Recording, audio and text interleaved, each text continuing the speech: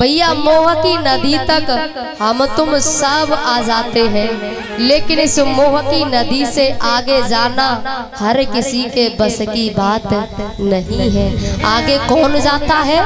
सुमंत्र, सुवाने अच्छे, मंत्र वाले विचार, जिसके अच्छे विचार, अच्छी नीति, वही आगे जाता है। भगवान रात्रि में ही आगे बढ़ गए हैं और श्रृंगवेरपुर पहुंचे।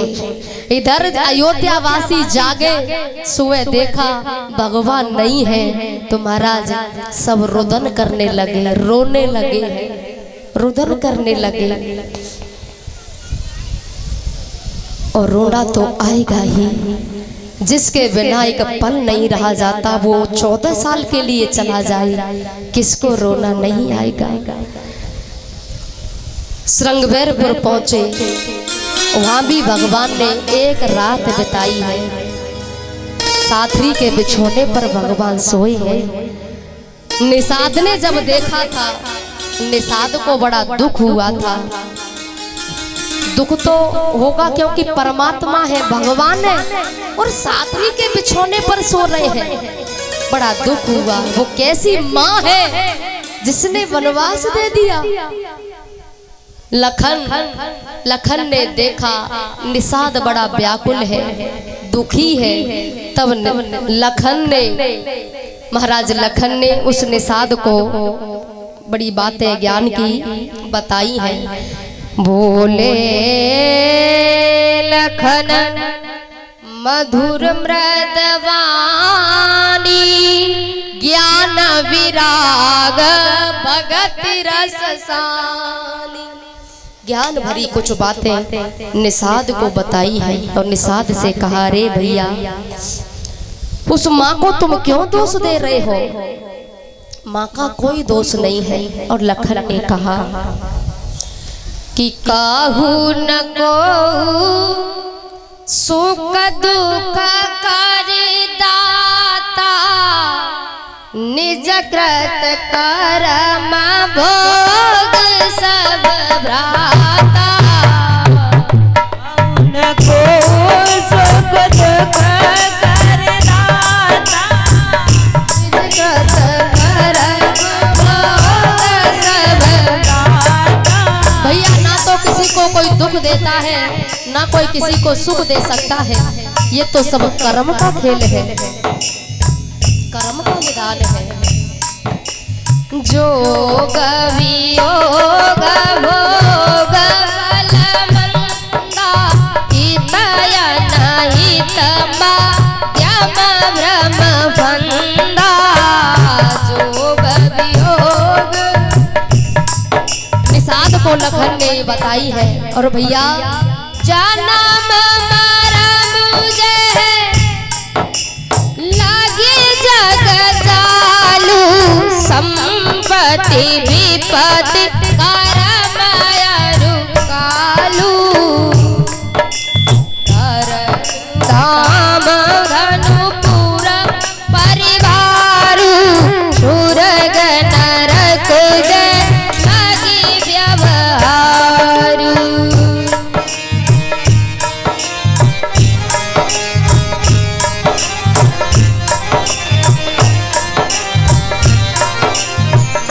अरे भैया ये जो भी है संसार में, ये सब कर्म का खेल। जो भी आना जाना, ये व्यवहार, परिवार, रिश्तेदार। और भैया जिसके अंदर जो मोह होता है, खुली आंखों से सपना देखता है वो जीव। मोह निसास सोवन हारा, एक ही स्वप्न अनेक प्रकारा।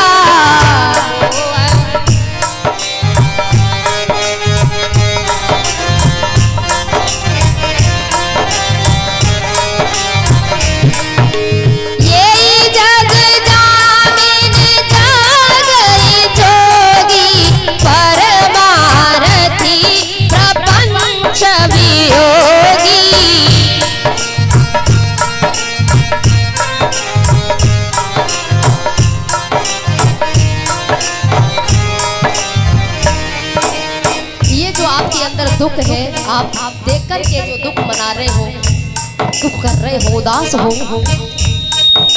अगर ज्ञान की प्राप्ति हो जाए, विवेक की प्राप्ति हो जाए,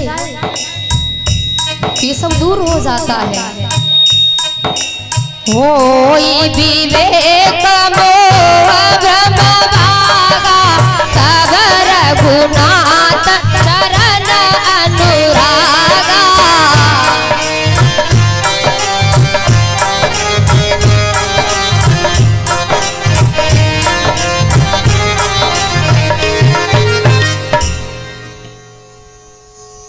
निषाद का जो दुख था, उदास था, निषाद दूर हुआ। महाराज स्वयं हुआ और स्वयं सुमंत्र को तो लौटा दिया और वहां पहुंचकर गंगा के तट पर केवट को आवाज लगाई है, लेकिन मांगी नाव न केवट आया नहीं।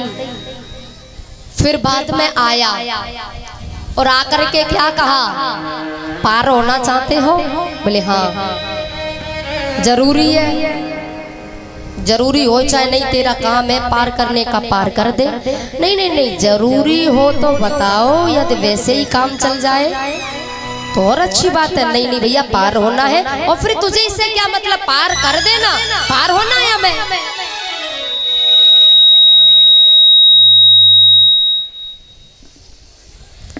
महाराज ये भक्त है परमात्मा का, केवट सच्चा भक्त है भगवान का। जो प्रभु पारवसिका चयहु, तो मोहि पद पदुम पखारन कयहु। पार होना चाहते हो तो मुझसे कहो, केवट भैया मेरे चरण पखार ले। मुझसे कहो, बिना चरण पखारे नाव में बिठाने वाला नहीं हूं। क्यों? का यही तुम्हारे मरम में जाना। अब एक बात सोचो, केवट नाव चलाने वाला कह रहा है कि मैं मरम जानता हूं तुम्हारा। अच्छे अच्छे जिसका मरम नहीं जान पाए, और ये नाव चलाने वाला क्या कह रहा है, का यही तुम्हारे मरम में जाना। मरम जानता हूँ, अच्छे अच्छे मरम नहीं जान पाए, ये कहता है कि मरम, मैं मरम जानता हूँ। लक्ष्मण ये मरम नहीं जाना, जो कछु चरित रचा भगवाना। साथ रहने वाले रात दिन लखन भी मरम को नहीं जानते, और उमा भवानी तो शंकर भगवान, देवों के देव महादेव के साथ रहने वाली उमा भवानी, वो भी मरम को नहीं जान पाई। और नाव चलाने वाला क्या कह रहा है, मैं मरम जानता हूँ। कौशल्या मरम नहीं जाना, जो कछु चरित रचा भगवाना। माँ कौशल्या भी मरम नहीं जानती, और ये कह रहा है कि मैं मरम जानता। महाराज भगवान ने कहा कि देखो भैया, मरम जानते हो, ठीक है, जो भी है पार कर दो। बोले ना, खुद बीच मझधार में डूब जाए तुम्हें पार करने? क्या आपकी नाव हमारा भार सहन नहीं कर पाएगी भैया? अरे नहीं भगवान, इतने दयालु मत बनो। हमें पता है आपके चरणों की रज का बखान हम भी सुने। क्या बखान? बोले छुअत सिला भई नारे सुहाई, पामन तेना काट कठिनाई। तुम्हारे चरणों की रज में जादू है। हाँ, वो पत्थर की शिला नारी बन गई थी, और भगवान जब पत्थर की शिला नारी बन सकती है तो मेरी नाव तो काठ की है, और कहूँ जी नारी बन गई तो भगवान गरीब पे दया करो। एक नारी को परे न पूरो, और दूजी होई बिके घर गुरो। अगर दूसरी और ये पैदा है गई तो केवट की तो है गई जय गंगा मैया की, क्योंकि एक की तो पूर्ति नहीं पड़ रही। क्षमा करो भगवान और इस गरीब पे दया करो, ऐसे नहीं जाने दूंगा। चरण कहो मुझसे कि केवट भैया पाँव पखार ले मेरे। अब एक बात बताओ भैया, कोई कितना भी महान हो और किसी के यहाँ किसी के घर जाए, वो जा करके सीधा ये कह सकता है कि भैया हमारे पाँव धो ले? कोई कह सकता है? अब भगवान बड़े बोले कोई ऐसे कैसे कह सकता है? वो केवट कह रहा है कि मुझसे कहो पैर पखार लो, मुझसे कहो केवट भैया पाँव धो ले। अब कोई कैसे कह सकता है? और जब तक पैर नहीं पखारूंगा नाव में बैठाने वाला नहीं हूं। पहले चरण धुला लो राघव, पहले चरण धुला लो राघव, पाछे करहु नाव से पार, पाछे करहु नाव से पार। पहले चरण धुला लो राघव, पहले चरण धुला लो राघव, पाछे करहु नाव से पार, पाछे करहु नाव से पार। जय हो।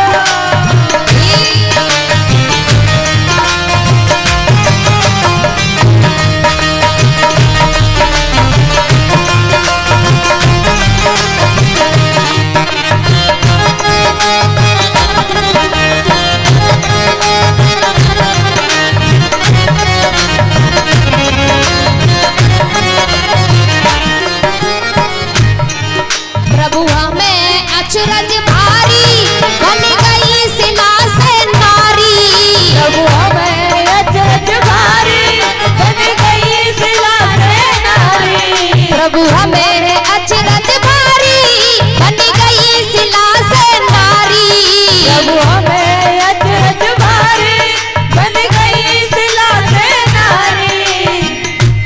स्वामी इन चरणन में जादू, स्वामी इन चरणन में ताकि जानत है संसार, ताकि जानत है संसार। ओ पहले चरण धुला लो राघव, पहले चरण धुला लो राघव, पाछे करहु नाव से पार, पाछे करहु नाव से पार। जय हरि।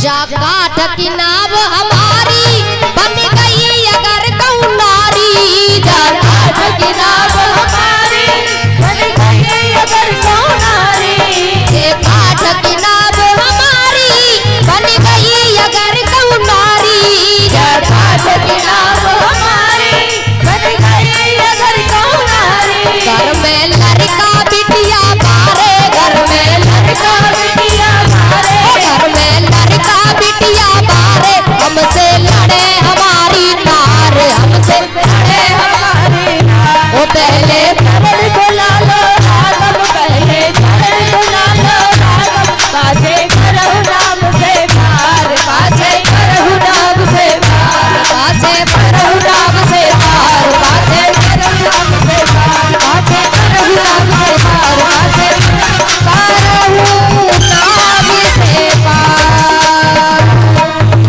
भगवान की जय हो। बिना चरण पखारे नाव में नहीं बैठा हुआ। लखन को बड़ी गुस्सा आ रही है, लेकिन कर रहे क्या, कुछ बोल नहीं रहे हैं, बड़ी गुस्सा। अब महाराज बहुत देर हो गई, अच्छा ये मनमानी क्यों कर रहा है? ये भगवान का भक्त है भैया, भगवान का भक्त है, ये सच्चा भक्त है परमात्मा का। केवट पूर्व जन्म में कौन था?